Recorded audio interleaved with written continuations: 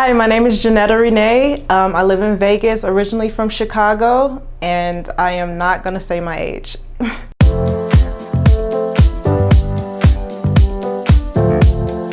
Those you should use online to get me to swipe right. It has to be a photo of you just smiling and looking nice. I don't like, a lot of people like guys that have on like work clothes, like they might be dirty or whatever. I don't want to see it. Just be dressed nice. I'm gonna swipe left if you have a lot of photos of like money and stuff. Like, who cares? I'll probably swipe left if you're like sticking up your middle finger or something, or looking dirty. Like, you just have to look clean, nice smile, pretty teeth, and I'll probably swipe right, which is rare. I want to actually see information about you. Like, what are you interested in? What do you like to do? What do you do for work? Which is only like 6 or 7 lines, so it doesn't take that long. If you have kids or not, I need to see that because that's the left swipe. Yeah, that's it. Like, that's all you have to write. And a lot of guys don't write that much, which I don't understand because it doesn't take that much to write about yourself. Like, what are you interested in? What are you looking for? What type of personality do you have? Are you vegan? What? Write something. Don't write find out or ask me. No, that's a left. When I match with the guy online, a good opener would be, "Hey, beautiful." That makes me melt sometimes. I like it, especially if it's a guy that's really cute.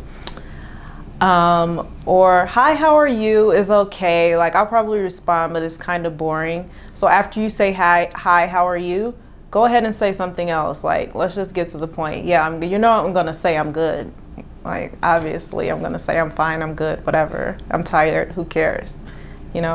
So say something else. Like, a good opener would be like 3 lines, not like, "Hey, what's up?" Or you know what I hate? "What are you doing?" Why? We don't even know each other. "What are you doing?" Don't ever say that, because that's a no.